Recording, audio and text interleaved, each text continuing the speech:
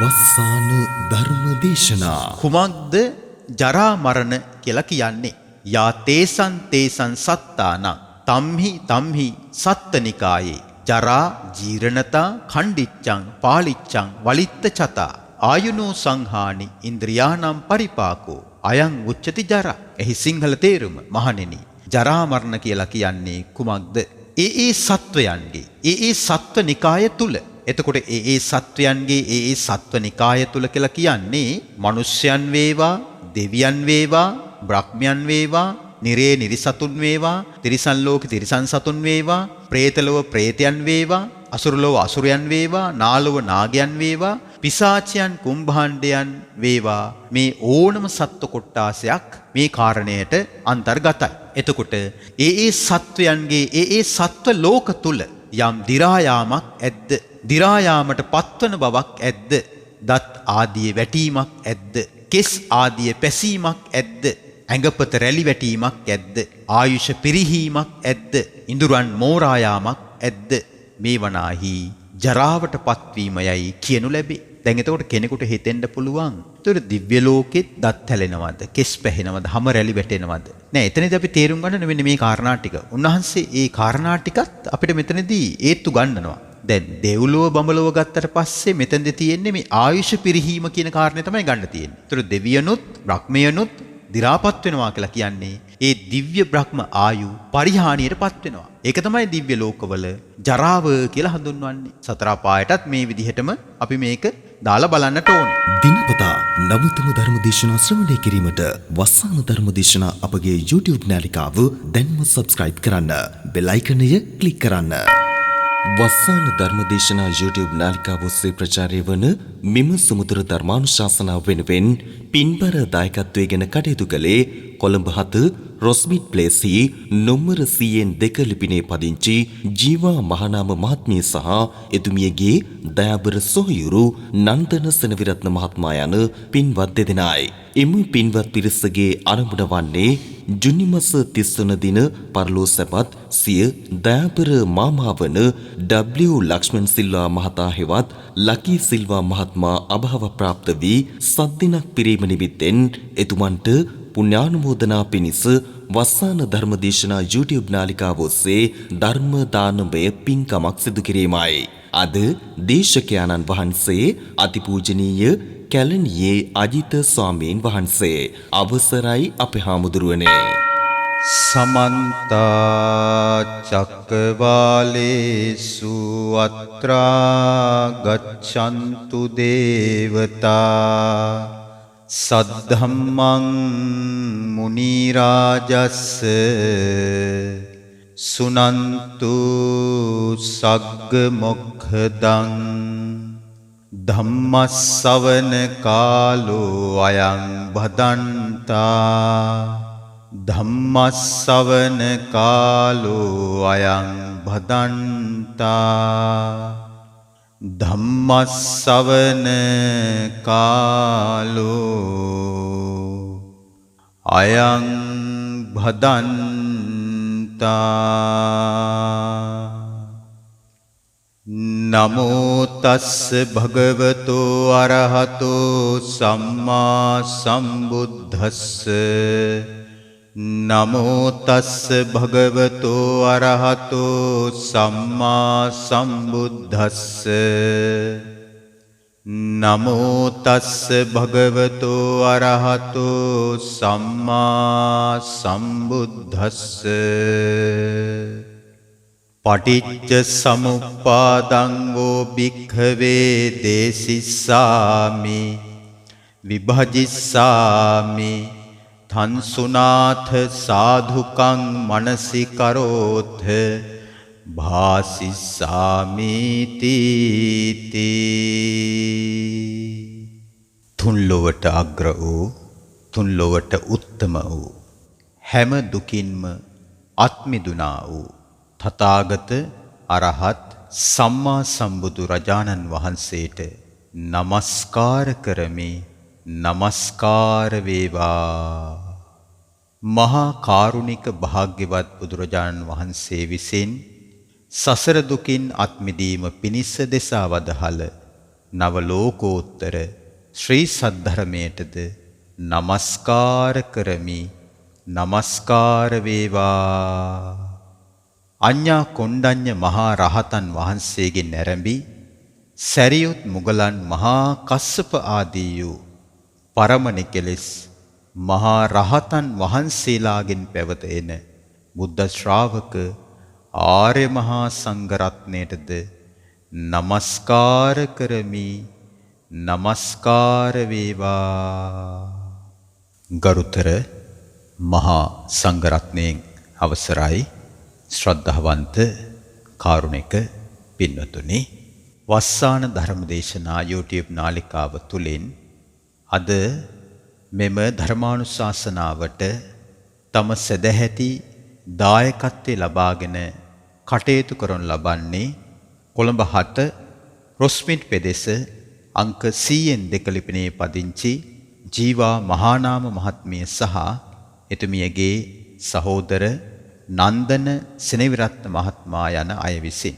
ඉතින් මෙම දම් දෙසුමට තම සදැහැති දායකත්වය ලබාගෙන කටයුතු කරමින් තමන් සද්ධර්මයේ ශ්‍රවණය කොට ශ්‍රද්ධාදී ගුණධර්ම දියුණු කරගන්නට මහන්සි වෙනවා වගේම ලෝකේ පුරා විවිධ ප්‍රදේශ විවිධ රටවල් නියෝජනය කරමින් මෙම සද්ධර්මානුශාසනාව ශ්‍රවණය කරන අන් අයටත් උතුම් ධර්මලාභය ධර්ම දානය දීම සම්බන්ධයෙන් දායක සුපින්වත් හැමට අපි සෙත්පතා ආශිර්වාද කරනවා. ජීවා මහානාම මහත්මියට වගේම නන්දන සෙනවිරත්න මහත්මයා ඇතුළු පවුලේ සියලුම සදැහැතියන්ට මෙම ධර්ම දානමය කුසලය උතුම් චතුරාර්ය සත්‍ය අවබෝධය පිණිසම පවතිවා කියලා අපි ආශිර්වාද කරනවා. සදහැවතුනි, අද ධර්මානුශාසනාවට මාතෘකාව තබා ගත්තේ සූත්‍ර පිටකයට අයත් සංයුක්ත නිකායෙහි පටිච්ච සමුප්පාදය ගැන සඳහන් වන අபிසමය සංයුක්තයේ පටිච්ච සමුප්පාදය බෙදා දක්වන විභංග සූත්‍රය.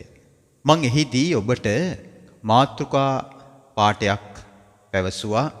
පටිච්ච සමුප්පාදං වූ භික්ඛවේ දේසිස්සාමි විභජිස්සාමි තන්සුනාත සාදුකම් මනසිකරෝත භාසිස්සාමීති යන වශයෙන්. එහි අදහස තමයි භාගතුන් වහන්සේ භික්ෂූන් අමතනවා. මහණෙනි, මම ඔබට පටිච්ච සමුප්පාදය පිළිබඳව දහම් දෙසන්නෙමි. පටිච්ච සමුප්පාදය බෙදා දක්වන්නෙමි. මෙම පටිච්ච සමුප්පාද දෙසුම සවන් යොමා අසව්. මනවින් නුවණින් මෙනෙහි කරව. තථාගතයාණෝ පවසන්නෙමි යන අර්ථ තමයි එම පාඨයෙන් කියවෙන්නේ. ඉතින් අපි මෙතෙන් සිට පටිච්ච සමුප්පාදය පිළිබඳව ඉගෙන ගමු. සදහැවතුනි, අපිට මේ ජීවිතේ පිළිබඳව හිතෙන්නේ කොහොමද? මේ ජීවිතේට හිමිකම් කියන කෙනෙක් ඉන්නවා. ඒ හිමිකම් කියන කෙනා කවුද? දැන් මේ නම් දරා සිටින කෙනා. පොදුවේ ඒ කෙනාව හඳුන්වනවා මම කියන අකුරු දෙකෙන්. එතකොට මේ මම කියන අකුරු දෙකෙන් හඳුන්වන කෙනා උපදිනකොටම නමක් අරගෙන එන්නේ නැහැ. උපත ලැබුවට පස්සේ මව්පියන්ගේ කැමැත්තට අනුව, වැඩිහිටියන්ගේ කැමැත්තට අනුව, පවුලට හිතවත් අයගේ කැමැත්තට අනුව තමයි අපි කිරිකැටියාට මේ නම තබමු. දුවක් නම් දුවකට අදාළ නමක්, පුතෙක් නම් පුතෙකුට අදාළ නමක් තබනවා. ඊට පස්සේ අපි ඔය පෙර පාසලේදී විශ්වවිද්‍යාලයේදී සමාජයේදී හඳුන්වන්නේ අර වැඩිහිටියන් මව්පියන් විසින් අපිට ඉපදුනාට පස්සේ ලබා දීපු නම. ඊට පස්සේ අපි හිතනවා ඒ නම් දරන කෙනා තමයි මම. ඒක හරි. සම්මුති ලෝකයේ තුල ඒ නම් දරන කෙනා තමයි මම. භාගතුන් වහන්සේ මේ කාරණේ මීට වඩා වෙනස් අයුරකින් දකිනවා. උන්වහන්සේගේ ධර්මය යථාර්ථවාදී ධර්මයක්. මොකද්ද මේ යථාර්ථය කියලා කියන්නේ? පවතින සැබෑ ස්වභාවය. මේ ජීවිතයේ පවතින සැබෑ ස්වභාවය තුල මමය කියලා හෝ මගේ කියලා හෝ මගේ වසඟේ පවත්වන්නට පුළුවන් කියලා හෝ දෙයක් ඇත්තේ නැහැ. අපි ඒක මුලින්ම තේරුම් ගන්නට ඕනේ. මේ ජීවිතේ අපි පරිහරණය කරන්නේ මම මගේ මට ඕන විදිහට පවතින්න ඕනේ කියන පදනම යටතේ. නමුත් මේ ජීවිතේ කටයුතු සිද්ධ වෙන්නේ මමය මගේය මට ඕන විදිහට පවතින්න ඕනේ කියන ආකාරයට නෙමෙයි. කර්මයට අනුරූපීවයි. සබහාදහමට අනුරූපීවයි. කර්මයට අනුරූපීව කටයුතු යෙදෙනකොට සබහාදහමට අනුව කටයුතු යෙදෙනකොට මම කියන පුද්ගලයා එතරදී හිස් කෙනෙක් බවට පත් වෙනවා. කර්මය ප්‍රකට වෙනවා. සබහාදහම ප්‍රකට වෙනවා. එතකොට මම කියන පුද්ගලයා යට යනවා. කර්මයේම සබහාදහම ප්‍රකට වෙමින් ධර්මතාවය අපිට පෙන්වනවා. ඉතින් මේ පෙන්වන ධර්මතාවයේ දකින්නටත් ලොකු ප්‍රඥාවක් තිබෙන්නට ඕනේ. පටිච්ච සමුප්පාද ධර්මය. පටිච්ච සමුප්පාදයේ අයිතිත් හේතුඵල ධමයට.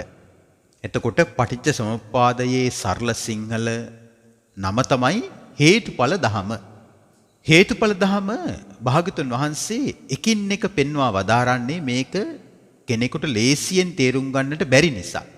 දිනක් ආනන්ද හාමුදුරුවෝ භාගතුන් වහන්සේට මෙසේ පවසනවා. ස්වාමීනි, මේසා මහා ගාම්භීර පටිච්ච සමුප්පාදේ නම් මට වැටහෙන්නේ හරි සරල දෙයක් හැටියටයි. හරි ලේසි දෙයක් හැටියටයි. ආනන්දයන් වහන්සේ එසේ පවසන විට භාග්‍යතුන් වහන්සේ මෙසේ වදාරනසේක. මා ආනන්ද එවං අවච. මා ආනන්ද එවං අවච. ආනන්ද ඔය විදිහට කියන්න එපා. ආනන්ද ඔය විදිහට කියන්න එපා. පටිච්ච සමුප්පාදය ගොඩාක් ගැඹුරුයි. පුළුල් විෂයක්. ආනන්ද මේ පටිච්ච සමුප්පාදය අවබෝධ කරගන්න බැරිවීම නිසා තමයි ලෝක සත්වයා මේ කෙලෙස්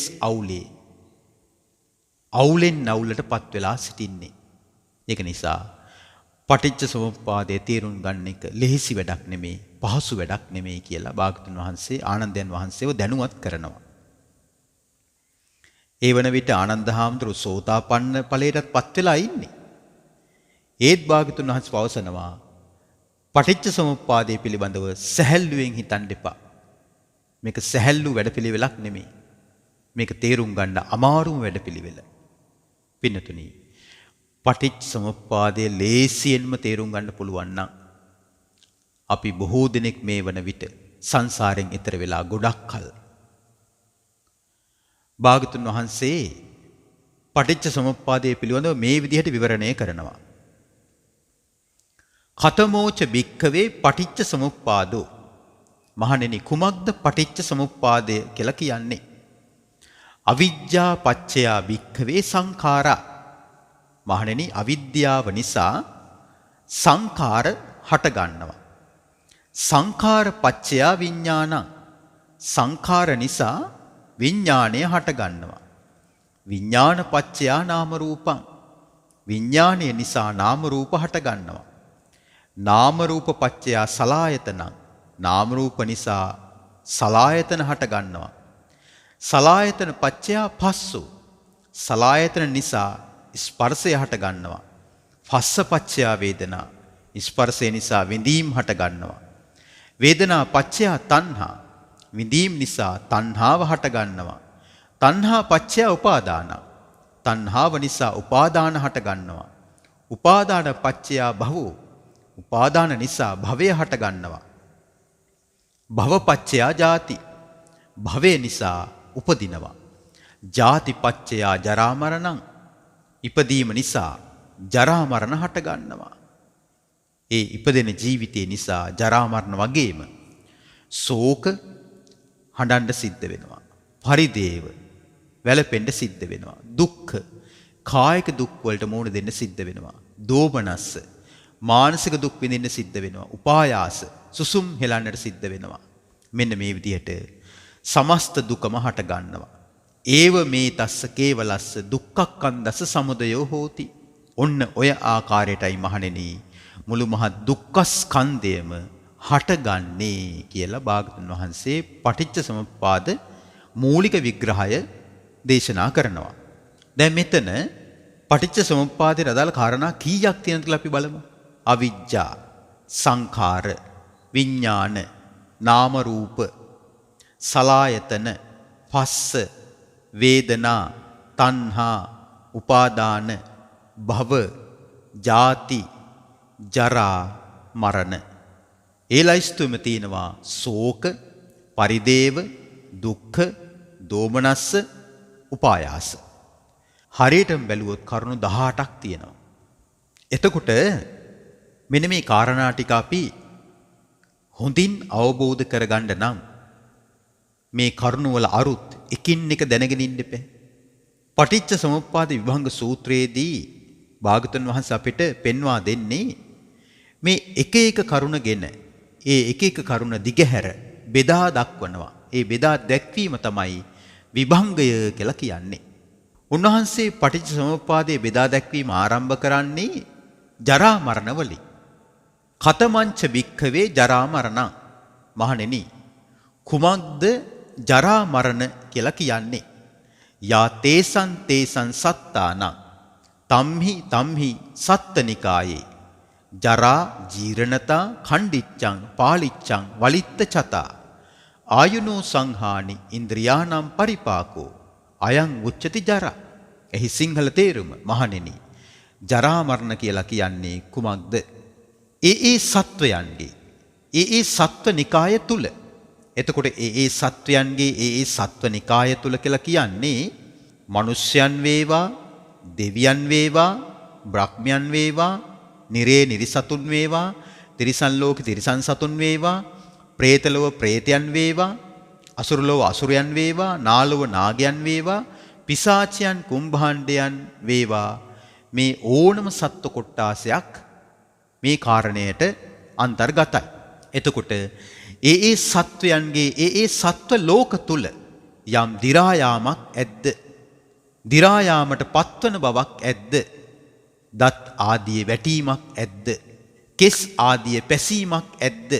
ඇඟපත රැලි වැටීමක් ඇද්ද? ආයුෂ පිරිහීමක් ඇද්ද? ඉඳුරන් මෝරා යාමක් ඇද්ද? මේ වනාහි ජරාවට පත්වීමයයි කියනු ලැබේ. දැන් එතකොට කෙනෙකුට හිතෙන්න පුළුවන්, ඒතකොට දිව්‍ය ලෝකෙත් දත් හැලෙනවද? කෙස් පැහෙනවද? හම රැලි වැටෙනවද?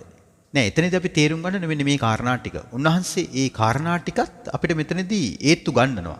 දැන් දෙව්ලොව බඹලොව ගත්තට පස්සේ මෙතනදී තියෙන්නේ මේ ආයුෂ පිරිහීම කියන කාරණේ තමයි ගන්න තියෙන්නේ. ඒතකොට දෙවියනුත් බ්‍රහ්මයනුත් දි รา පත් වෙනවා කියලා කියන්නේ ඒ දිව්‍ය බ්‍රහ්ම ආයු පරිහානියටපත් වෙනවා. ඒක තමයි දිව්‍ය ලෝකවල ජරාව කියලා හඳුන්වන්නේ. සතර පායටත් මේ විදිහටම අපි මේක දාලා බලන්නට ඕනේ. එතකොට මේ දේශනාව කරන්නේ මිනිස්යන්ට නිසා, භික්ෂූන් වහන්සේලාට නිසා. උන්වහන්සේ මේක මනුස්ස ලෝකේ ප්‍රකට කරමින් විග්‍රහ කරනවා. ඒ සත්වයන්ගේ ඒ සත්ව ලෝක තුල යම් දි รา යාමක් ඇද්ද? දි รา යන ස්වභාවයක් ඇද්ද? දත් ආදී වැටීමක් ඇද්ද? කෙස් ආදී පැසීමක් ඇද්ද? ඇඟපත රැලි වැටීමක් ඇද්ද? ආයු පිරිහීමක් ඇද්ද? ඉඳුරන්ගේ මෝරා යාමක් ඇද්ද? මෙන්න මේකට කියනවා දි รา පත් වීම. පාලියෙන් කිව්වොත් ජරා කියන වචනෙන් හඳුන්වනවා. ඒතකොට පාලියෙන් ජරා කියලා කියන්නේ සිංහලෙන් දි รา පත් වුණා කියන දහසයි. වියපත් වුණා, මෝරා ගියා කියන දහසයි. එහෙනම් ජරා කියන වචනේ අපි මේ විදිහට පැහැදිලි කරගන්නට ඕනේ. භාගතුන් ඊට පස්සේ පෙන්නනවා මරණය කියන වචනේ පරිපූර්ණ අර්ථය. කතමංච භික්ඛවේ මරණ යා තේසං තේසං සත්තානං තම්හා සත්තනිකායා චුති චවනතා භේදෝ අන්තරධානං මච්චු මරණං කාල කිරියා කන්ධානම් භේදෝ කලේබරස්ස නික්ඛේපෝ ජීවිතින්ද්‍රිය සුපච්ඡේදෝ ඉදං උච්චති මරණ. ඔන මරණයේ විග්‍රහය. ඒ සත්ව ලෝක තුල ඒ සත්වයන්ගේ යම් චුතවීමක් ඇද්ද? චුතවන බවක් ඇද්ද? බිඳී යාමක් ඇද්ද? අතුරුදහන් වීමක් ඇද්ද? මරණයට පත්වීමක් ඇද්ද? කලුරිය කිරීමක් ඇද්ද? රූප වේදනා සංඥා සංකාර විඥාන කියන ස්කන්ධයන්ගේ බිඳී යාමක් ඇද්ද? සිරුර අත්හැර දැමීමක් ඇද්ද? ජීවිතය නම් වූ ඉන්ද්‍රියන්ගේ සිඳී යාමක් ඇද්ද? මෙය හඳුන්වනවා මරණය හැටියට. එතකොට මරණයේ විග්‍රහයත් අපි හොඳින් තේරුම් අරගෙන ඉන්නට ඕනේ. මේකත් තුන් ලෝක ධාතුවටම පොදුයි. මොනවද මේ තුන් ලෝක ධාතුව කියලා කියන්නේ? කාම, රූප, අරූප. කාම ලෝකය, රූප ලෝකය, අරූප ලෝකය. ඒක අපි පසුවට විග්‍රහ කරනවා. එතකොට මෙතනදී මරණය හඳුන්වනවා ඒ සත්වයන්ගේ ඒ සත්ව ලෝක තුලින් යම් චුත වීමක් ඇද්ද චුතවන බවක් ඇද්ද? දැන් චුත වුණා කියන වචනය මනුස්ස ලෝකේ අපි භාවිතා කරන්නේ හරි සීමා සහිතවනේ නේද? අපි ඇතැම් විට කවටකමට තමයි චුත වෙනවා කියන එක හඳුන්වන්නේ. මෙයා කොහේ චුත වුණාද? නමුත් මේ චුත වෙනවා කියන වචනේ අදාළ දෙවියන්ට සහ බ්‍රහ්මයන්ට. මේක සතර අපායටත් පොදුයි. විශේෂයෙන්ම പ്രേත ලෝකයට, නිරයට. එතකොට දෙවියන් දිව්‍ය ලෝකවලින් චුත වෙනවා. බ්‍රහ්මයන් බ්‍රහ්ම ලෝකවලින් චුත වෙනවා. නිරිසත්වයන් ඒ නිරයෙන් චුත වෙනවා. പ്രേතයන් പ്രേත ලෝකයෙන් චුත වෙනවා. එතකොට ඒ චුත වෙනවා කියලා කියන්නේම මරුණා මරණයටපත් වෙනවා කියන එකයි. දැන් ඒතර මෙතන මෙහිමත් හඳුනනවා. චුත වීමක් ඇද්ද චුතවන බවක් ඇද්ද? අතුරුදහන් වීමක් ඇද්ද? එහෙනම් මේ අතුරුදහන් වෙනවා කියලා කියන්නේත් මරණයටපත් වෙනවා කියන එකම තමයි. මච්චු මරණ මරණයටපත් වීමක් ඇද්ද? කාලකිරියා. කලුරිය කිරීමක් ඇද්ද? දැන් කලුරිය කරනවා කියන වචනයත් අපි විටින් විට මේ භාවිතා කරන වචනයක්. ඒ වගේම ස්කන්ධයන්ගේ බිඳී යාමක් ඇද්ද? මොනවද ස්කන්ධ? රූප, වේදනා, සංඥා, සංකාර, විඥාන කියන ස්කන්ධ පහ. සිරුර හැර දැමීමක් ඇද්ද? ජීවිතය නම් වූ ඉන්ද්‍රියන්ගේ සිඳී යාමක් ඇද්ද? මෙය හඳුන්වනවා මරණය කියලා හඳුන්වනවා. භාගතුන් වහන්සේ වදාරනවා ඉති අයංච ජරා ඉදංච මරණං ඉදං උච්චති ජරා මරණං. කොච්චර පැහැදිලි විග්‍රහයක්ද? ඔන්න ජරා මරණ පිළිබඳව උන්වහන්සේ පැහැදිලිව විග්‍රහ කළා. කලින් දි รา පත් වීම නම් වූ ජරා විග්‍රහ කළා. දෙවනුවට මරණය විග්‍රහ කළා. එතකොට මේ කාරණා දෙකේ එකතුවට කියනවා ජරා මරණ කියලා කියනවා. ඔන්න දැන් කරුණු දෙකක් ඉගෙන ගත්තා. ජරාවත් මරණයත්. ඊළඟ කාරණේ ජාති. කතමාච භික්ඛවේ ජාති. ජාති කියන්නේ උපත කියන එකයි. යා තේසං තේසං සත්තානං තම්මි තම්මි සත්තනිකායේ ජාති සංජාති ඔක්칸ති නිබ්බත්ති අබිනිබ්බත්ති කන්ධානම් පාතු භාවෝ ආයතනානම් පටිලාභෝ අයං උච්චති භික්ඛවේ ජාති. ඔන්න උපත පරිපූර්ණව උන්වහන්සේ මෙතනදී විග්‍රහ කරනවා, නිර්වචනය කරනවා. මහණෙනි, ඉපදීම කියලා කියන්නේ කුමක්ද? ඒ සත්වයන්ගේ ඒ සත්ව ලෝක තුල.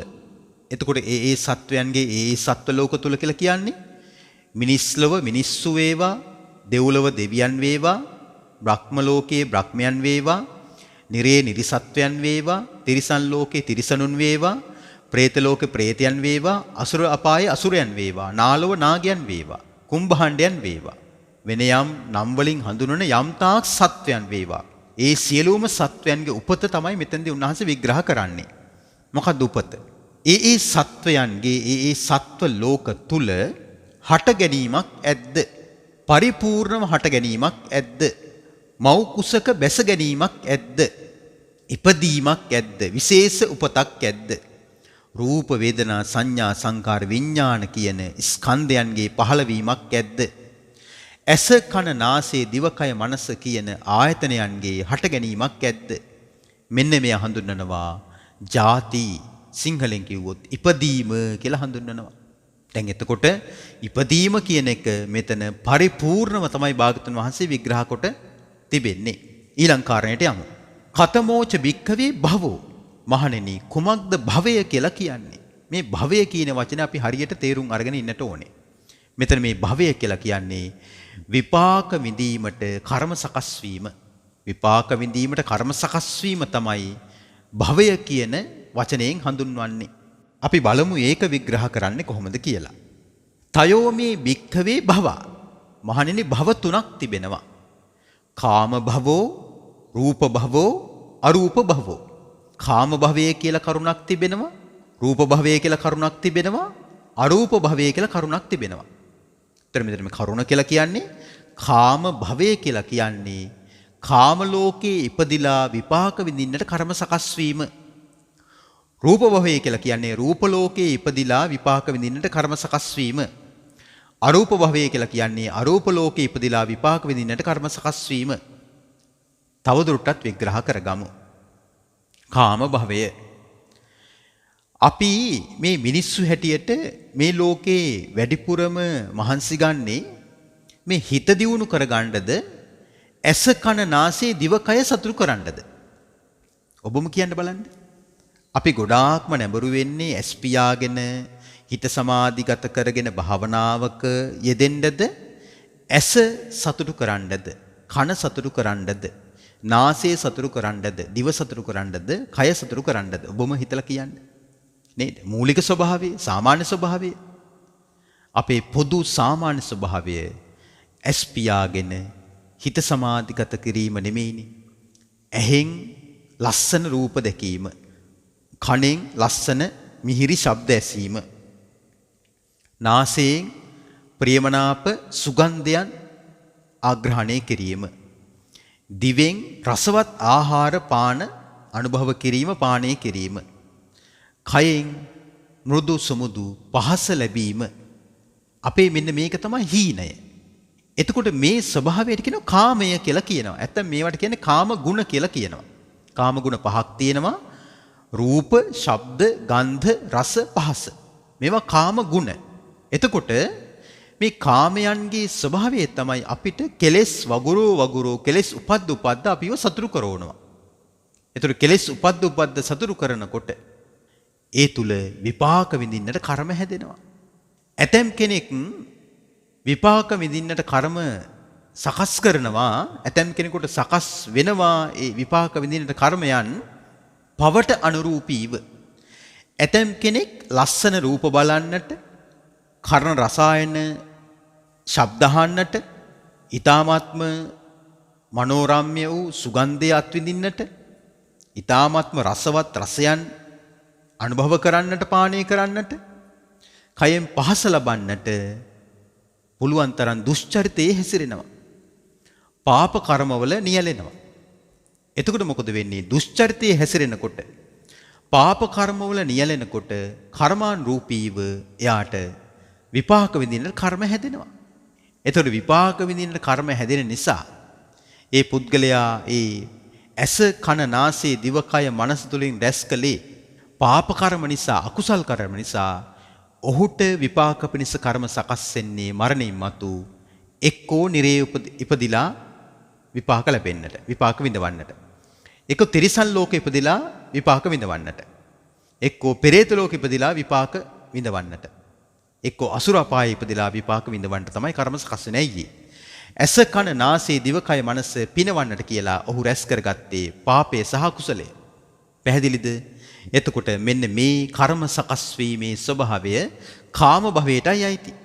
කාම භවයට අයිති කර්ම ඔතනින් නතර වෙන්නේ නැහැ. සතරපාගත සත්වයන්ට විතරක් නෙමෙයි කාම භවයට අයිති කර්ම සකස් වෙලා තිබෙන්නේ. මනුස්ස ලෝකයේ ඉන්න අපිටත් කාම භවයට අයිති කර්ම තමයි බහුලව සකස් වෙන්නේ. දැන් බලන්න අපේ හීනේ මම අර මුලින්ම කිව්වා වගේ ලස්සන රූපේ කොතනද තියෙන්නේ? ලස්සන ශබ්දේ කොතනද තියෙන්නේ? හොඳ සුවඳ කොතනද? හොඳ රස කොතනද? හොඳ පහස කොතනද කියලා අපි හොයන්නේ. එතකොට ඊට අනුරූපීව අපි එක්කෝ පින් කරනවා එක්කෝ පව් කරනවා. අපි හිතමු කෙනෙක් මේ මනුස්ස ජීවිතේම උපදින්න කැමති. එතකොට මේ දෙමව්පියම අපේම දෙමව්පිය වෙලා මේ ස්වාමියාම තමන්ගේ සැමියා වෙලා මේ බිරියම තමන්ගේ බිරිය වෙලා මේ දරුවන්ම තමන්ගේ දරුව වෙලා මේ ඥාතීන්ම තමන්ගේ ඥාතීන් වෙලා ඇතැම් විට මේ රටේම එහෙම තියෙනවනේ එක එක පැතුම්. එතකොට ඒ පැතුම තබාගෙන කෙනෙක් කල්පනා කරනවා මම දන් දෙනවා. මම පන්සිල් අටසිල් රකින්නවා. දන් දුන්න නිසා පන්සිල් අටසිල් ආරක්ෂා කරපු නිසා තමන්ගේ පැතුමත් කාමයට අදාළ නිසා කාමයට අනුරූපීව ඔහු කර්ම සකස් කරනවා දානයේ තුල සීලයේ තුල. ඒතර දන් දෙන්නේ සිල් රකින්නේ සම්මාදිට්ඨිය තියෙන කෙනානේ.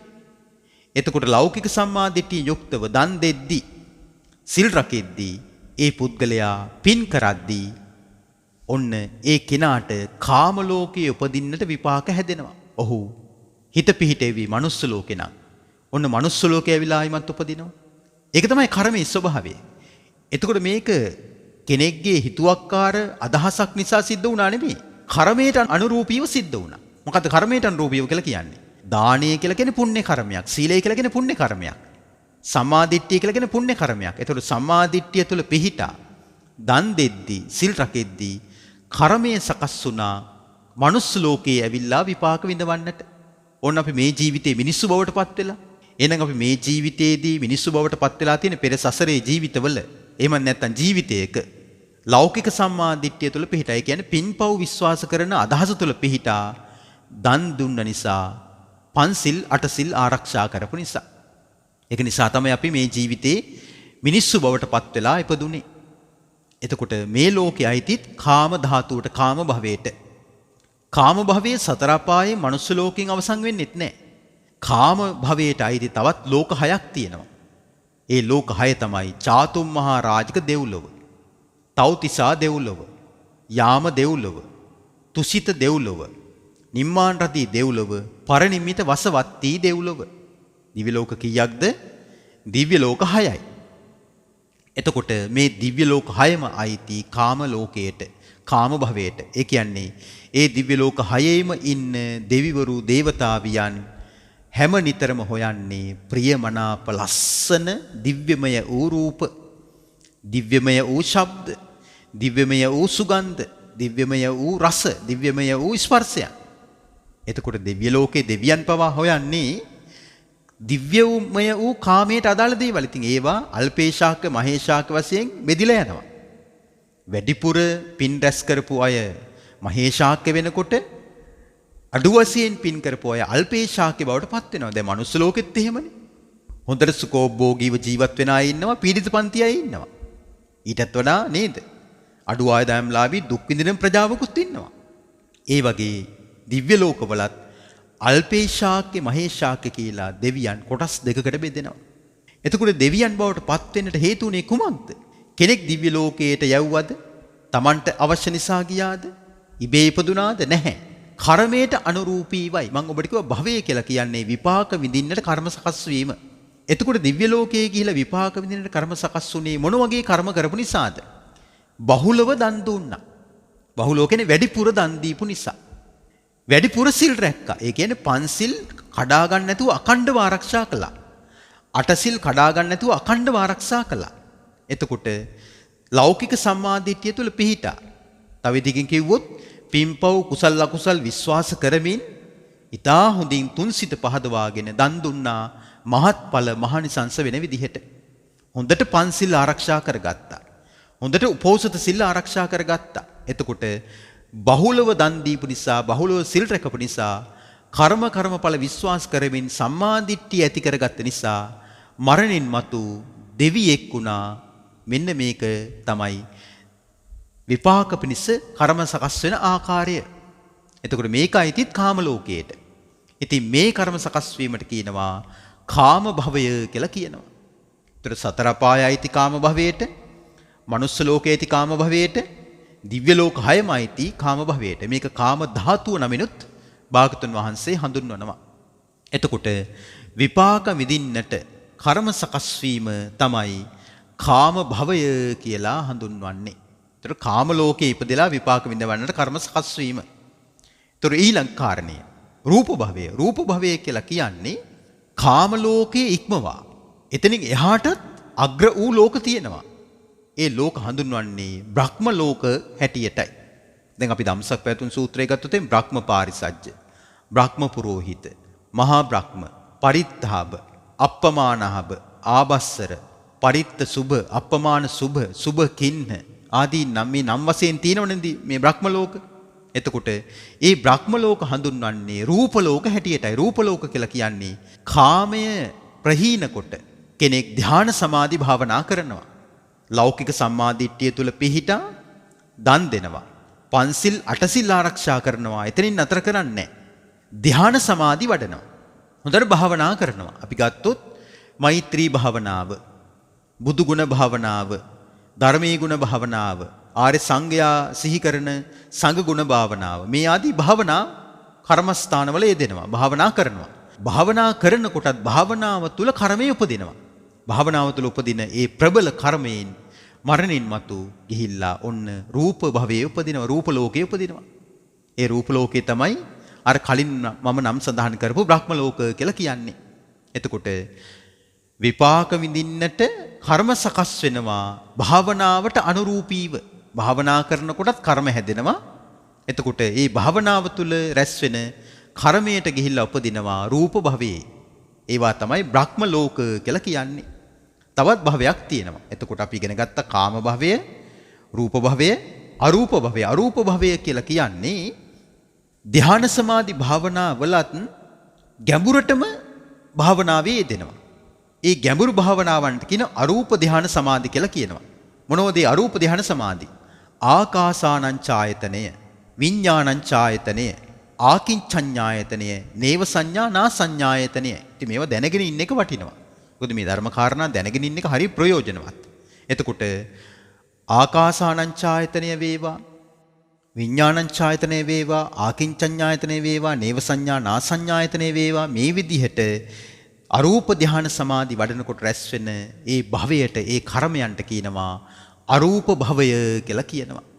එතකොට අපි ගත්තොත් උදාහරණයක් හැටියට ආලාර කාලාම, උද්දකරාම පුත්ත, අසිත ඍෂි ආදී උත්තමයන් ගිහිල්ලා ඉපදුනේ කොහෙද? කර්මානුරූපීව.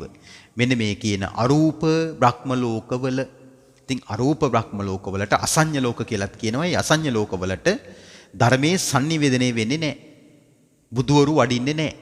ඉතින් ඒක ලෝක ස්වභාවයක්. ඉතින් මෙන්න මේ කාම භවය, රූප භවය, අරූප භවය කියන එක මේ භව තුන මේ විදිහට අඳුන ගන්නට ඕන. තුන් භවය කියලා අපි තනි වචනෙන් හඳුන්වන්නේ මෙන්න මේ කාම, රූප, අරූප කියන භව තුන තමයි.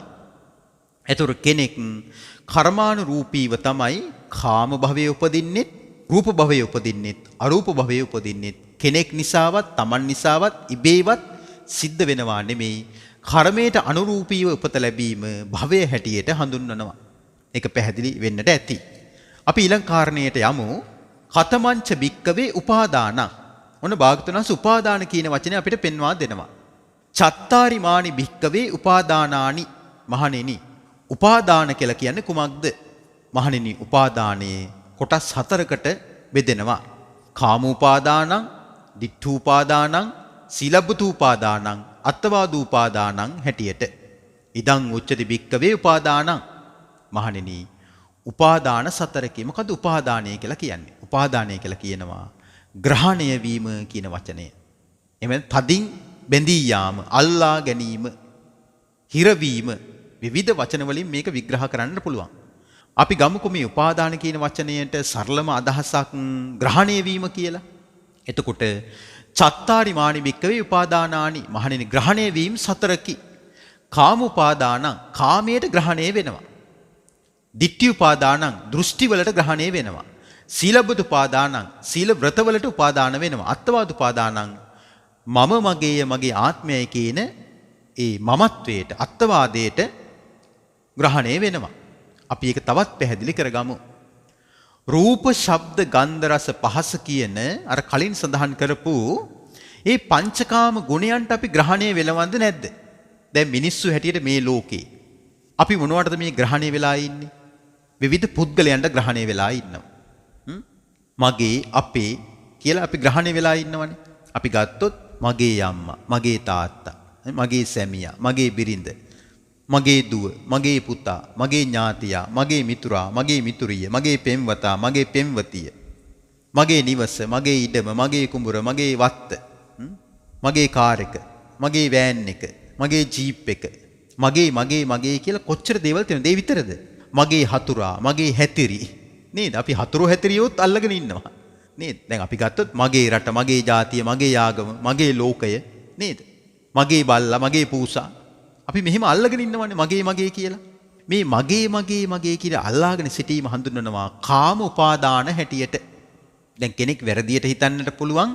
එතකොට දැන් මේ මගේ කියලා රට ජාති ආගම අල්ලාගෙන ඉන්නේ නැතුව අපි මොකක් අල්ලගන්නද කියලා. එතකොට මේක අපි බුද්ධිමත්ව සූක්ෂම ප්‍රඥාවෙන් තේරුම් ගන්නට ඕන. මේක මේ ඊතර වෙන දහමක්, නතර වෙන දහමක් නෙමෙයි. ඒතර ඊතර වෙන අයටයි මේ කරුණු කාරණා කියලා දෙන්නේ, නතර වෙන අයට නෙමෙයි කියන එක කරුණාවෙන් සිහිපත් කරනවා. මේක මධ්‍යස්ථ සිතින් මේ ශ්‍රවණය කරන්න මේක බුදුරජාණන් වහන්සේ වදාළ ධර්මය. අපි කරන්නේ බුදුරජාණන්සේගේ ධර්මයේ උපුටා දක්වන එක විතරයි. ඒතර කාමෝපාදාන කියලා කියන්නේ කාමයන්ට ග්‍රහණය වෙලා යනවා. කොහොමද ග්‍රහණය වෙන්නේ? මගේ කියන දහසින් ග්‍රහණය වෙලා යනවා. ditthi උපාදානං, මතවාද වලට ග්‍රහණය වෙනවා. ලෝකේ තියෙන ප්‍රධාන මතවාද දෙකක්. ඒ මතවාද දෙක හඳුනනවා උච්ඡේද දෘෂ්ටිය සහ සාස්වත දෘෂ්ටිය හැටියට. උච්ඡේද දෘෂ්ටිය කියලා කියන්නේ ජීවත් වෙලා ඉන්නකම් විතරයි. මරණයට පස්සේ මොකවත් නැහැ. ආදාහණයෙන් හෝ බුහුම දාණයෙන් හෝ ශරීරය අවසන් වෙනවා. ඊට පස්සේ ජීවිතෙත් එතනින්ම අවසන් කියන තැනට යනවා. ඒ මතයට යනවා. ඒ දෘෂ්ටියට යනවා. ඒක හඳුන්වනවා උච්ඡේදවාදය නොයසේනම් උච්ඡේද දෘෂ්ටිය කියලා හඳුන්වන එක අයිති දිට්ඨි උපාදානයට. දිට්ඨි උපාදානයයි තවත් උපාදානයක් තියෙනවා. ඒ තමයි සාස්වත දෘෂ්ටිය. සාස්වත දෘෂ්ටිය කියලා කියන්නේ මරණින් මතු සදාකාලික උපතක් ඇද්ද? දැන් ඒ අදහසක් තියෙනවනේ. ඒ සදාකාලික වීම පිණිසත් විවිධ දේවල් කරනවනේ. දැන් ත්‍රස්තවාදී සංවිධාන, ඇතැම් සංවිධාන ගත්තොත් එහෙම ඒ අය ස්වර්ගයේදී විවිධ දේවල් බලාපොරොත්තු වෙ විවිධ අපරාධවල නියැලෙනවා. ඒතර මේ මොන දෘෂ්ටියද? සාස්වත දෘෂ්ටිය. ඉතින් ඇතැම් අයට තියෙන උච්ඡේද දෘෂ්ටිය. දැන් අපි ගත්තොත් මක්කලි ගෝසාල වගේ අයට තිබ්බේ උච්ඡේද දෘෂ්ටිය. ජීවත් වෙලා ඉන්නකන් ණය වෙලා හරි කමන්නේ ගිතෙල් බීපල්ලා මැරුණට පස්සේ මේ සප්තකාය ධාතු හතකට වෙනම නිකුත් වෙලා යනවා. ඊට පස්සේ එතනින් එහාට ඉවරයි. මොනවද සත්ත්කාය කියලා කියන්නේ? ඔන්න මක්කලි ගෝසාලගේ බණ. පඨවි ආපෝ තේජෝ වායෝ සුඛ දුක ජීව. කෙනෙක් තව කෙනෙක්ව ඝාතනය කරොත් කඩුවකින් ඇනලා ඒක මේ සත්ත්ව ධාතු අතරින් නිකන් ලෝහ තලයක් ගියා විතරයි කියනවා. කවුරුත් කාවත් ඝාතනය කරා වෙන්නේ නැහැ කියනවා. කොහොම මිත්‍යා දෘෂ්ටියක්ද? ගංගානම් ගඟේ ඒ කොනේ ඉඳලා මේ කොනට දානේ කන්දක් හදලා පූජා කරත් ඒකෙන් රැස් වෙන පිනක් නැත. ගංගානම් ගඟේ ඒ කොනේ ඉඳලා මේ කොනට මිනි ගොඩක් මරලා ගොඩ ගැහුවත්, මිනිස්යන් මරලා ගොඩ ගැහුවත් ඒකෙන් රැස් වෙන පාපයක්ද නැත කියලා මක්කලි ගෝසාල වැරදි දෙයක් කියාගෙන ගියා. ඉතින් ඒවා පිළිගන්නත් එකල ප්‍රජාවක් හිටියා. කොහොමද ධර්මයේ මුණ ගැහෙන්නේ මහා පින්වන්තයන්ට විතරයිනේ. ඉතින් ධර්මයේ ඇහුණත් ලොකු පිනක් නැත්තම් මේක අපිට මගහැරලා යනවා. මේ වර්තමානයේ බොහෝ දෙනෙකුට මේ ධර්මයේ මගහැරලා ගිහිලා තියෙන එහෙමයි. මොකද ලොකු පිනක් නැහැ. අපි මේ ස්වල්ප පිනකින් තමයි මේ YouTube ඔස්සේ මේ අන්තර්ජාලය ඔස්සේ හරි කමන්නේ මේ බණ චුට්ට අහන්නේ. ඉතින් මේකට පිනක් තියෙන්නට ඕනේ. එතකොට කාමෝපාදාන කියලා කියන්නේ කාමයන්ට ග්‍රහණය වීම. කාමයන් කියලා කිව්වේ එතකොට රූප, ශබ්ද, ගන්ධ, රස, පහස කියන පංචකාම ගුණයන්ට ග්‍රහණය වීම හඳුනනවා කාම උපාදාන හැටියට. ditthi උපාදාන කියලා කියන්නේ මරණයන් මතු කිසිවක් නැත. එහෙම නැත්නම් මරණයන් මතු සදාකාලික උපතක් ඇත. ඒක ඔක්කොම දෘෂ්ටි. උච්ඡේද දෘෂ්ටිය, සාස්වත දෘෂ්ටිය. ඊළඟ කාරණේ තමයි සීලබ්බත උපාදාන. සීලබ්බත උපාදාන කියලා කියන්නේ සීලෙන් විතරක් විමුක්තිය අත්දැකිය හැකි කියලා සීලයට ග්‍රහණය වෙනවා. සීලය තදින් අල්ලගෙන ඉන්නවා. ඉතින් සීලය තදින් අල්ලගෙන ඉන්නවා කියලා කියනකොට ඒ සිල්වත් වීමට කියලා මිනිස්සු එක එක දේවල් කරනවා. ආහාර ලයිස්තුව මාරු කරනවා නේද? විවිධ ඇඳුම් වර්ග විතරක් අඳිනවා. විවිධ විදිහට ඇවිදිනවා. විවිධ විදිහට කටු සයනවල ඉන්නවා. ඉතින් බුද්ධ කාලේ නම් එක එක දේවල් කරලා තිනවා. ගොම ගාලා ගොම පොළවේ නිදා ගන්නවා. එතෙමයි ගොම කනවා. දැන් දෙන්නෙක් හිටියා මේ සේනිය මේ පුන්න කියලා. ඒ සේනිය පුන්න කියන මිත්‍රයෝ දෙදෙනා එක්කෙනෙක් හිටියා ගවයෙක් වගේ. එක්කෙනෙක් හිටියා සුනකෙක් වගේ. එතකොට එක්කෙනෙක් යන්නේ ඉන්නේ ගවයෙක් වගේ හතර ගාතේ. එතකොට මල මුත්‍රා පවා පහ කරන්නේ ගවයෙක් වගේ. ආහාර අනුභව කරන්නේත් උලා කාලා. ඒ ගවය උලා කාලා අනුභව කරන්නේ. එතකොට ඒකට ගෝ ව්‍රත කියලා කියනවා. එතකොට තවත් තිබ්බ සුනක ව්‍රතයක්. ඒ කියන්නේ සුනකෙක් වගේ තමයි හැම දෙයක්ම කරන්නේ. එතකොට මේවා තමයි මේ සීලබ්බත උපාදාන කියලා කියන්නේ. එක එක සීල ව්‍රතවලට අසු වෙලා ඉන්නවා. මේකින් මට විමුක්තියක් ලැබෙයි කියන අදහසින්. ඉතින් භාගතුන් වහන්සේ තමයි එවැනි දෘෂ්ටි මත දරන සමාජයට මේ ආර්ය වූ සද්ධර්මයේ දේශනා කරලා ඒ අපාගත වෙන්නට හිටපු අයත් සුගතියට මඟ පෙන්වලා නොයසේනම් අමා මහ නිවන දක්වාම ඒ අයව අනුපිළිවෙලින් නිවන කරාම රැගෙන ගියේ මහා කාරුණික තථාගතයන් වහන්සේ විසින්. ඉතින් මේ විදිහට කාමෝපාදාන, ditthi උපාදාන, සීලබ්බත උපාදාන කියන මේවට අපි හිර වෙලා ග්‍රහණය වෙලා යනවා. හිර වෙලා ග්‍රහණය වෙලා ගියාට පස්සේ අපිට එකෙන් අත් මිදෙන්නට බෑ. ඒක හරියට මේ බන්ධනාගාරගත වුණා වගේ කාල සීමාවකට. අපි කියන 20 වසරක් බරපතල වැඩ ඇතුව කියලා. ඒතර ග්‍රහණය වෙලා හිර වෙලා කූඩු වෙලා ඉන්නවා. ඒ වගේ කාමයට කූඩු වෙලා ඉන්නවා. මතවාද වලට, දෘෂ්ටි වලට කූඩු වෙලා ඉන්නවා. ඒ වගේම වැරදි පාරිශුද්ධ ක්‍රමවලට, සීල ව්‍රත වලට කූඩු වෙලා ඉන්නවා. ඊළඟ උපාදානය තමයි අත්වාද උපාදානය. අත්වාද උපාදානය කියලා කියන්නේ මමය කියන අදහසට ග්‍රහණය වෙලා ඉන්නවා. මගේ කියන අදහසට ග්‍රහණය වෙලා ඉන්නවා. මගේ ආත්මයයි කියන මතවාදයට ග්‍රහණය වෙලා ඉන්නවා. එතකොට මේ ග්‍රහණය වීම හඳුන්වන්නේ උපාදාන හැටියටයි. දැන් පැහැදිලිද උපාදාන කියන එක? උපාදාන කීයද? 4යි. කාම උපාදාන, ditthi උපාදාන, සීලබ්බත උපාදාන, අත්වාද උපාදාන. කොහොමද සිංහලෙන් අපි ඒක තේරුම් ගන්නේ? කාමයට ග්‍රහණය වීම, මතවාද වලට ග්‍රහණය වීම, වැරදි සීල ක්‍රම වලට ග්‍රහණය වීම සහ මමය, මාගේය, මගේ ආත්මයයි කියන වැරදි අදහසට ග්‍රහණය වීම. ඊළඟ කාරණය. කතමාච භික්ඛවේ තණ්හා. මහණෙනි කුමක්ද තණ්හාව කියලා කියන්නේ? චෛමේ භික්ඛවේ තණ්හා කායා. මහණෙනි තණ්හාවේ ආකාර 6කි. තණ්හා කායා කියලා කියන්නේ තණ්හාවේ ආකාර 6කි. ඒතර මොනවද තණ්හාවේ ආකාර 6? රූප තණ්හා, සද්ද තණ්හා, ගන්ධ තණ්හා, රස තණ්හා, පොට්ටබ්බ තණ්හා, ධම්ම තණ්හා. රූප තණ්හා කියලා කියන්නේ ඇස් දෙකෙන් රූප බලන්නට තියෙන ආසාව. සද්ද තණ්හා කියලා කියන්නේ කන් දෙකෙන් ශබ්ද අසන්නට තියෙන ආශාව. ගන්ධ තණ්හා කියලා කියන්නේ නාසයෙන් ගඳ සුවඳ ආග්‍රහණය කරන්නට තියෙන ආසාව. රස තණ්හා කියලා කියන්නේ දිවෙන් රස විඳින්නට තියෙන ආසාව. පොට්ටබ්බ තණ්හා කියලා කියන්නේ කයෙන් පහස ලබන්නට තියෙන ආසාව. ධම්ම තණ්හා කියලා කියන්නේ හිතින් විවිධ දේවල් හිතා ඉන්නට තියෙන ආසාව. දැන් බලන්න මේ ආසාවන් හැම අපි තුල තියෙනවා. නමුත් අපිට එහෙම හිතෙන්නේ ඇයි? ඒ හිතෙන්නේ ප්‍රශ්නේ මේ දේශනාවේ අපි ඉදිරියට කතා කරනවා. ඒතර තණ්හාව ක්‍රියාත්මක වන ආකාර 6කට. රූප, ශබ්ද, ගන්ධ, රස, පහස අරමුණු හැටියට. එතකොට මෙන්න මේක තමයි තණ්හා කායා කියලා භාග්‍යතුන් වහන්සේ හඳුන්වන්නේ. ඊට පස්සේ උන්වහන්සේ පෙන්නනවා කතමාච භික්ඛවේ වේදනා. මහණෙනි විඳීම් කියලා කියන්නේ මොනවද? චෛමේ භික්ඛවේ වේදනා කායා. මහණෙනි විඳීමේ ආකාර 6කි. විඳීම් වල ආකාර 6කි. මොනවද මේ විඳීම් වල ආකාර 6? චක්කු සම්පස්සජා වේදනා, සෝත සම්පස්සජා වේදනා, ගාහන සම්පස්සජා වේදනා, ජීවහා සම්පස්සජා වේදනා, කාය සම්පස්සජා වේදනා, මනෝ සම්පස්සජා වේදනා, අයං උච්චති භික්ඛවේ වේදනා. වේදනා කියලා කියන්නේ විඳීම කියන අදහසින්. එතකොට මෙහි සඳහන් කරනවා ඇසේ ස්පර්ශය නිසාත් විඳීම් හට ගන්නවා. කනේ ස්පර්ශය නිසා විඳීම් හට ගන්නවා. නාසයේ ස්පර්ශය නිසා විඳීම් හට ගන්නවා. දිවේ ස්පර්ශය නිසා විඳීම් හට ගන්නවා. කයේ ස්පර්ශය නිසා විඳීම් හට ගන්නවා. මනසේ ස්පර්ශය නිසා විඳීම් හට ගන්නවා. මේ ස්පර්ශය නිසා විඳීම් හට ගන්නවා කියලා කියන්නේ ඇසෙන් රූප දකිනකොට සැප විඳීමක් ඇති වෙනවා, දුක් විඳීමක් ඇති වෙනවා, එහෙම නැත්නම් උපේක්ෂා විඳීමක් ඇති වෙනවා. එහෙනම් ඇහෙන් ලෝකෙ දිහා බලනකොට සැප විඳීමත් උපදිනවා, දුක් විඳීමත් උපදිනවා, දුක් සැප රහිත විඳීමත් උපදිනවා.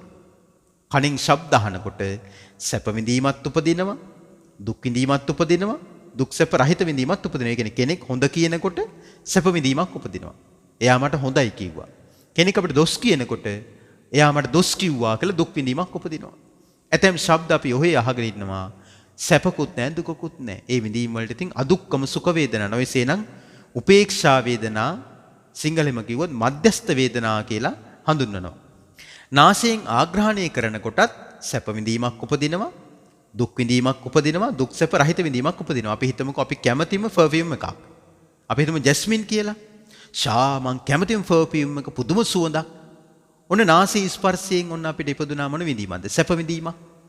ඔන්න කවුරු හරි ඇවිල්ලා කාණුවක් සුද්ධ කරනවා. දුර්ගන්ධේ වහනේ වෙනවා.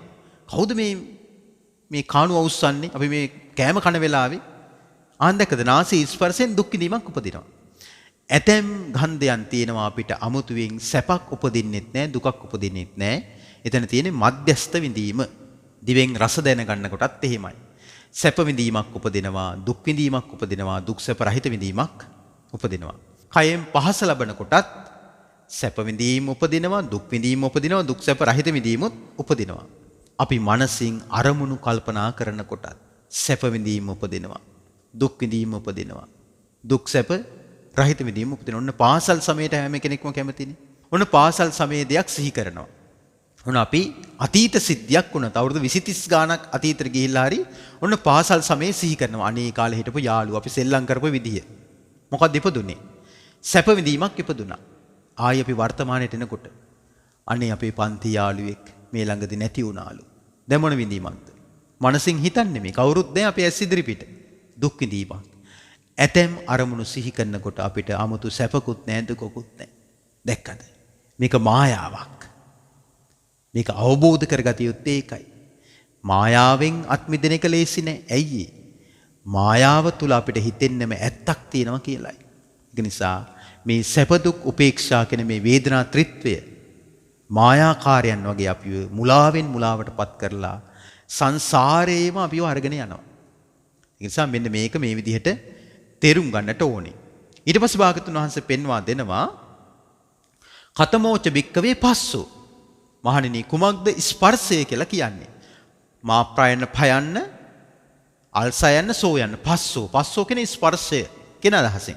එතන මෙතන මේ ස්පර්ශය කියලා කියන්නේ මේ කයේ යමක් ගැටෙනවා කියන එක නෙමෙයි. අපි මේක තේරුම් ගමු. මෙතන මේ ස්පර්ශය කියලා කියන්නේ කරුණු තුනක් එකට එකතු වීම. ඇසයි රූපයයි විඥානයයි එකට එකතු වීම ඇසේ ස්පර්ශය. කනයි ශබ්දයයි විඥානයයි එකට එකතු වීම කනේ ස්පර්ශය.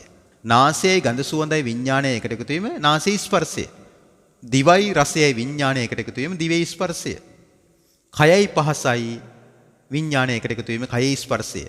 මනසයි අරමුණුයි විඥානයයි එකට එකතු වීම මනසේ ස්පර්ශය. මෙන්න මේ කරුණු තුන එකට මුණ ගැහිමේ කියන්නේ ඇස කන නාසය දිවකය මනස කියන ආධ්‍යාත්මික ආයතනයත් රූප ශබ්ද ගන්ධ රස පහස අරමුණු කියන බාහිර ආයතනයත් විඥානයත් කියන මේ කරුණු තුන එකට එකතු වීමට කියනවා ස්පර්ශය කියලා කියනවා. පාලියෙන් පස්ස කියලා හඳුන්වනවා. චක්කු සම්පස්සෝ සෝත සම්පස්සෝ ගාහන සම්පස්සෝ જીවහා සම්පස්සෝ කාය සම්පස්සෝ මනෝ සම්පස්සෝ අයං උච්චති භික්කවේ පස්සෝ. උනස් මේ ස්පර්ශය කියන එක විග්‍රහ කරනවා. චෛමේ භික්කවේ පස්සකාය මහණෙනි ස්පර්ශයේ ආකාර 6කි.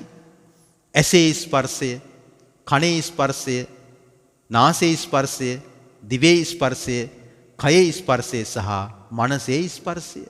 මෙන්න මේක හඳුන්වනවා ස්පර්ශය හැටියට. ඒකත් පැහැදිලිනේ. ඊළඟ කාරණයට යමු. කතමංච භික්කවේ සලායතන.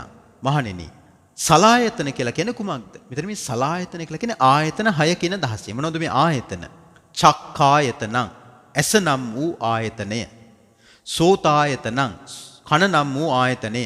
ගාහනායතනං නාසය නම් වූ ආයතනය.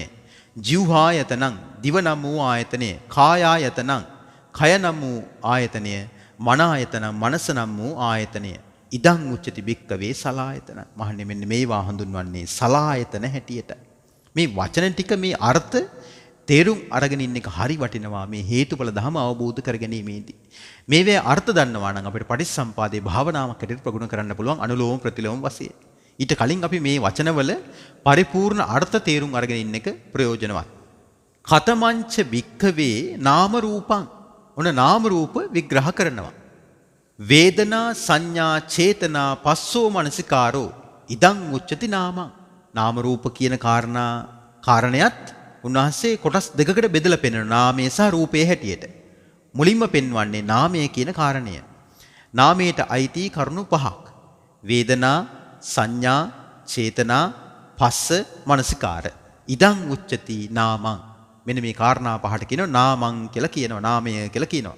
ඔන්න රූපය පෙන්වනවා. රූපය හඳුන්වනවා චත්තාරෝච මහා භූතා චතුන්නංච මහා භූතානං උපාදාය රූපං. ඉදං උච්චති රූපං. සතර මහා භූතත් සතර මහා භූතයන්ගෙන් හටගත් දේවලුත් සතර මහා ධාතුන්ට බැඳී ගිය දේවලුත් උපාදාය රූපං කියලා කියන්නේ සතර මහා ධාතුන් නිසා හටගත් දේවල් වල හඳුන්වනවා රූප හැටියට හඳුන්වනවා. ඉති ඉදංච නාමං ඉදංච රූපං ඉදං උච්චති නාම රූපං. මේ වනාහි නාමයයි මේ වනාහි රූපයයි මේ දෙක එකතුව නාම රූපයි කියලා භාගතුන් වහන්සේ නාම රූප විග්‍රහයේ යෙදෙනවා. ඉතින් මෙතන මේ පටිච්චසම්පාද විභංග සූත්‍රය නිසා මම මේ කාරණේ විතරයි මෙතෙන්දී ඔබට සැකවින් කියලා දෙන්නේ භාගතුන් වහන්සේ වදාළ ක්‍රමයට. පාලියෙනුත් විග්‍රහ කරන්නේ ඒකයි. ඔන්න ඊට පස්සේ භාගතුන් වහන්සේ පෙන්නනවා කතමංච භික්කවේ විඥාන. මහණෙනි විඥාණය කියලා කියන්නේ කුමක්ද? චෛමේ භික්කවේ විඥාන කායා. මහන්නේ විඥානයේ ආකාර 6කි. විඥානයත් ආකාර 6කට ක්‍රියාත්මක වෙනවා. කොහොමද? චක්කු විඥානං ඇසේ විඥාණය, සෝත විඥානං කනේ විඥාණය, ගාහන විඥානං නාසේ විඥාණය, જીවහා විඥානං දිවේ විඥාණය, කාය විඥානං කය විඥාණය, මනෝ විඥානං මනසේ විඥාණය. ඉදං උච්චති භික්කවේ විඥානං. මානෙ මෙන්න මේ හඳුන්වන්නේ විඥාණය හැටියටයි. එන විඥාණය ගැනත් භාගතුන් වහන්සේගේ විග්‍රහය මෙන්න මේ ආකාරයට තමයි මේ විභංග සූත්‍රය තුල සඳහන් වෙලා තිබෙන්නේ. උන් ඊට පස්සේ විග්‍රහ වෙනවා කතමේච භික්කවේ සංඛාරා. මහන්නේ සංඛාර කියලා කියන්නේ මොනවද? තයෝ මේ භික්කවේ සංඛාරා. මහන්නේ සංඛාර කොටස් තුනයි. කාය සංඛාරෝ, වචී සංඛාරෝ, චිත්ත සංඛාරෝ. කාය සංඛාර, වචී සංඛාර, චිත්ත සංඛාර. කාය සංඛාර කියලා කියන්නේ ආස්වාස ප්‍රස්වාස. මේක කාය සංඛාර හැටියට හඳුන්වනවා. වචී සංඛාරෝ, වචී සංඛාර කියලා කියන්නේ විතක්ක ਵਿਚාර. චිත්ත සංඛාරෝ, චිත්ත සංඛාරෝ කියලා කියන්නේ සංඥා වේදනා හඳුනා ගන්නවා විඳිනවා කියන අදහසෙන්. භාග්‍යවතුන් වහන්සේ පෙන්වා දෙනවා ඉමේ උච්චන්ති භික්කවේ සංඛාරා. මහන්නේ මෙන්න මේවා තමයි සංඛාර කියලා කියන්නේ. ඊට පස්සේ පෙන්වා දෙනවා භාග්‍යවතුන් වහන්සේ විසින් කතමාච භික්කවේ අවිජ්ජා. අර පටිච්චසම්පාදයේ මුල් පුරුක. දැන් අවිජ්ජා පත්‍ය සංඛාරා, සංඛාර පත්‍ය විඥාන කියලා පටන් ගන්න.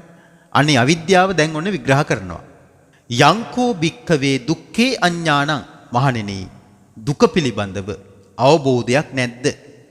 දුක්ඛ සමුදය අඥානං. දුක හටගන්නේ මෙහිමයි කියලා අවබෝධයක් නැද්ද? දුක්ඛ නිරෝධේ අඥානං. දුකේ නිරුද්ධ වීම ගැන අවබෝධයක් නැද්ද? දුක්ඛ නිරෝධ ගාමිනියා පටිපදාය ඥානං. දුක නිරුද්ධ වීමේ මාර්ගය පිළිබඳව අවබෝධයක් නැද්ද? අයං උච්චති භික්කවේ අවිජ්ජා. එහෙනම් මේ අවිද්‍යාව කියලා කියන්නේ කුමක්ද? කෙටියෙන්ම කිව්වොත් චතුරාර්ය සත්‍ය ධර්මයන් පිළිබඳව අවබෝධයක් නැතිකම. දැන් අපි පටිච්චසම්පාදයේ මුළුමනින්ම පරිපූර්ණව අර්ථ සහිතව ඉගෙන ගත්තා. අපි බලමුකෝ මේ දැන් ඉගෙන ගත්ත අන්තිම කාරණේ ඉඳලා අවිද්‍යාව ගැන ඉගෙන ගත්තා.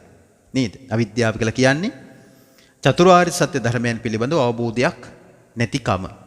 සංඛාර කියලා කියන්නේ කාය සංඛාර, වචී සංඛාර, චිත්ත සංඛාර. විඥානය කියලා කියන්නේ ඇසේ විඥානය, කනේ විඥානය, නාසයේ විඥානය, දිවේ විඥානය, කයේ විඥානය සහ මනසේ විඥානය. ඊට පස්සේ නාම රූප. නාම රූප අපි හඳුනගත්තා නාමය මොකද්ද, රූපය මොකද්ද කියලා. වේදනා සංඥා චේතනා පස්ස මනසිකාර කියන කාරණා පාට නාමය කියලා කියනවා.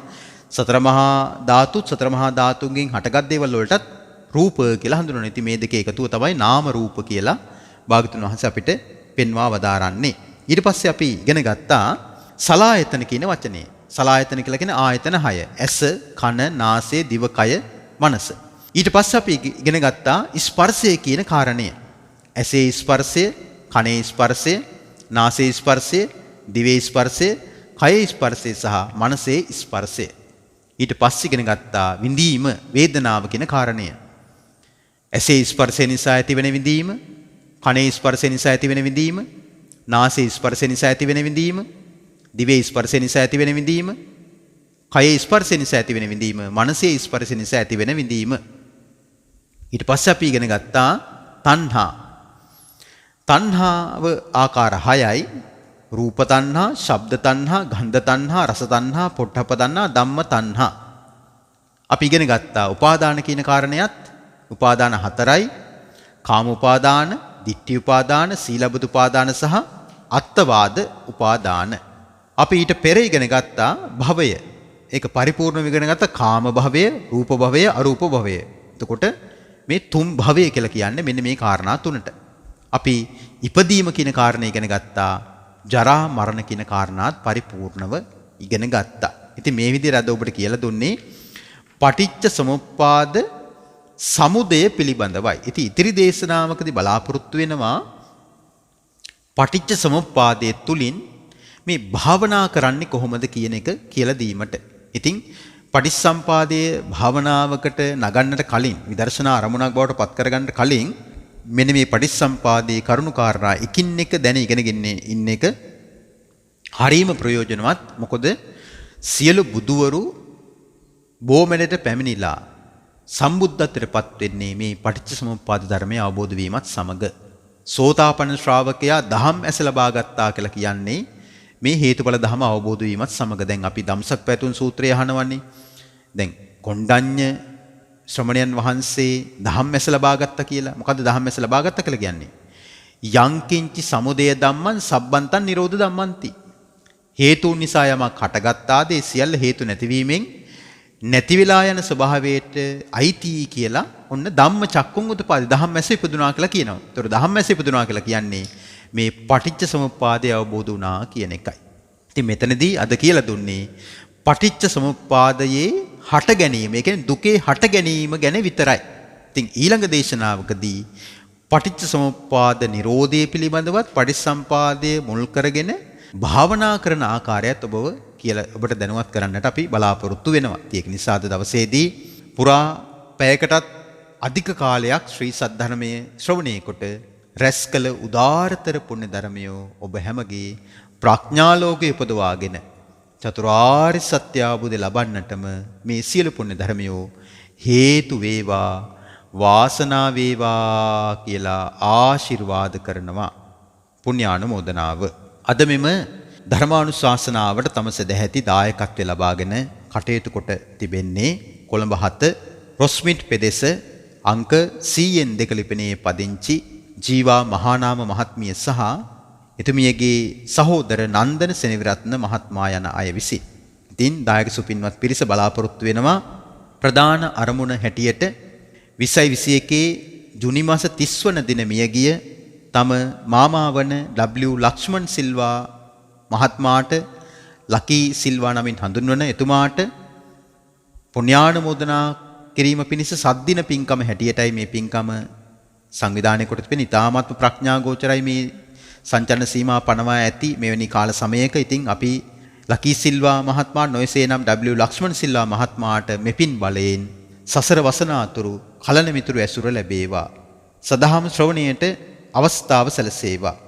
චතුරාර්ය සත්‍ය අවබෝධයෙන් සංසාර දුකින් අත් මිදීමටම ලකී සිල්වා මහත්මයාට නොයසේ නම් W ලක්ෂ්මන් සිල්වා මහත්මයාට මෙම ධර්ම දානමේ කුසලය මහෝපකාරී වේවා කියලා පුණ්‍යානුමෝදනා කරමු. සාදු සාදු සාදු. ඒ වගේම සෙසු අරමුණු බවට පත් වෙන්නේ මීට වසර කිහිපයකට පෙර මියගිය දුලංග මහානාම තරුණ මහත්මයාට පුණ්‍යානුමෝදනා කිරීමටත් එතුමාට සසර දුකින් අත් මිදී සුගති පරායන වීමට අමා මහ නිවන් සුව ලැබීමට මෙම ධර්ම දානමේ කුසලය හේතු වාසනා වේවා කියලා එතුමාටත් අපි පුණ්‍යානුමෝදනා කරනවා. ඉතින් එතුමා මිය පරලෝකස් තිබෙන්නේ ජූලි මාස 6 වැනි දිනක. ඉතින් නම් සඳහන් කරපු නමින් මියගිය සියලුම ඥාති හිතයිසීන්ටත් ඔබ අප හැම නමින් මිය පරලෝකයේ සියලුම දෙනාටමත් මේ පින් සංසාර දුක්ඛයන්ගෙන් අත් මිදී නිවන් සුව ලබන්නටම හේතු වාසනා වෙත්වා. දායකත්වයෙන් කටයුතු කරපු ජීවා මහානාම මහත්මියට මෙන්ම නන්දන සෙනවිරත්න මහත්මයාටත් පවුලේ සෑම සියලු සදැහැතියන්ටත් මෙම ධර්ම දානමේ කුසලය චතුරාර්ය සත්‍ය අවබෝධය පිණිස පවතිවා. රැස්කල උදාාරතර පුණ්‍ය ධර්මයෝ පින් කැමති සියලු දෙවිවරු අනුමෝදන් වෙත්වා. ඔබ අප හැම නමින් භාවයටපත් සියලු ඥාතිවරු මේ පින් අනුමෝදන් වෙත්වා. අපගේ උතුම් ගුරුදේවයන් වහන්සේලාටත් මහෝපාද්‍යයන් වහන්සේලාටත් කල්යාණ මිත්‍ර සමස්ත මහා සංඝ රත්නයන්ත් මේ සියලු පුණ්‍ය ධර්මයෝ අමා නිවන් සුව පිණිසම හේතු වාසනා වෙත්වා. රැස්කල උදාාරතර පුණ්‍ය ධර්මයන් මේ සද්ධර්මානුශාසනාව ශ්‍රවණය කරපු ලක්වැසි ලෝවැසි බෞද්ධ සෑම සිළු දෙනාටත් සංසාර දුක්ඛයන්ෙන් අත් මිදීම පිණිසම හේතු වාසනා වෙත්වා. වස්සාන ධර්මදේශනා YouTube නාලිකාව පවත්වාගෙන යන ලබන ගයාන් දුෂ්‍යන්ත මහත්මයා ප්‍රදාන පවුලේ සියලුම සදැහැතියන්ටත් ලෝකේ පුරා වෙසෙන සෑම සිළු දෙනාටම සියලු යහපත සැනසෙල්ල පිණිස මෙම ධර්ම දානමේ කුසලය ධර්ම ශ්‍රවණමේ කුසලය හේතු වේවා වාසනා වේවා. ආකාසට්ටා ච බුම්මට්ඨා දේවා නාග මහිද්దికා පුඤ්ඤන්තං අනුමෝදිත්වා චිරන් රක්ඛන්තු ශාසනං. ආකාසට්ටා ච බුම්මට්ඨා දේවා නාග මහිද්దికා පුඤ්ඤන්තං අනුමෝදිත්වා චිරන් රක්ඛන්තු දේශනං. ආකාසට්ටා ච බුම්මට්ඨා දේවා නාග මහිද්దికා පුඤ්ඤන්තං අනුමෝදිත්වා චිරන් රක්ඛන්තු ත්වං සදා. හැම දිනාටම තෙරුවන් සරණයි. වස්සාන ධර්මදේශනා YouTube නාලිකාව ඔස්සේ ඔබ ඒ ශ්‍රවණය කළේ W ලක්ෂ්මන් සිල්වා මහත්මයා හෙවත් ලකී සිල්වා මහත්මයා අභාව ප්‍රාප්ත වී සද්දිනක් පිරීම නිමිත්තෙන් එතුමන්ට සසර දුකින් අත් මිදී ගෞතම බුදු සසුනේදීම චතුරාර්ය සත්‍ය ධර්මයේ අවබෝධය පිණිස වස්සාන ධර්මදේශනා YouTube නාලිකාව ඔස්සේ සිදු කළ ධර්ම දානමය පින්කමයි. ඒ වෙනුවෙන් පින්පර දායකත්වයෙන් කටයුතු කළේ කොළඹ 7 රොස්මිට් ප්ලේස් නොම්බර 102 ලිපිනේ පදිංචි ජීවා මහනාම මහත්මිය සහ එතුමියගේ දයාබර සොහොයුරු නන්දන සෙනවිරත්න මහත්මයා යන පින්වත් දෙදෙනායි සිදු කළා වූ ධර්ම දානමය කුසලයේ අනුභවයේ බලයෙන් එම පින්වත් පිරිසටත් නිදුක් නිරෝගී චිරජීවනයේ උදා වේවායි සාදු සිතින් ප්‍රාර්ථනා කරමු. දහම්මැසූ ඔබ සැමටත් සම්මා සම්බුදු සරණයි. ඔබටත් වස්සාන ධර්මදේශනා YouTube නාලිකාව ඔස්සේ දායකත්ව ධර්මදේශනාවක් ප්‍රචාරය කර ගැනීමට අවශ්‍ය නම් දැන්ම කතා කරන්න 071 57 57 13 දුරකථන අංකයට 071 57 57 13 දුරකථන අංකයට WhatsApp Viber ඉමු මගින් දැන්ම කතා කර ඔබේ දායකත්ව ධර්මදේශනාව දැන්ම වෙන් කරවා ගන්න. ධම්මසූබ සැමට සම්මා සම්බුදු සරණයි. දිනපතා නවතම ධර්මදේශනා ශ්‍රවණය කිරීමට වස්සාන ධර්මදේශනා අපගේ YouTube නාලිකාව දැන්ම subscribe කරන්න. බෙල් අයිකනය ක්ලික් කරන්න.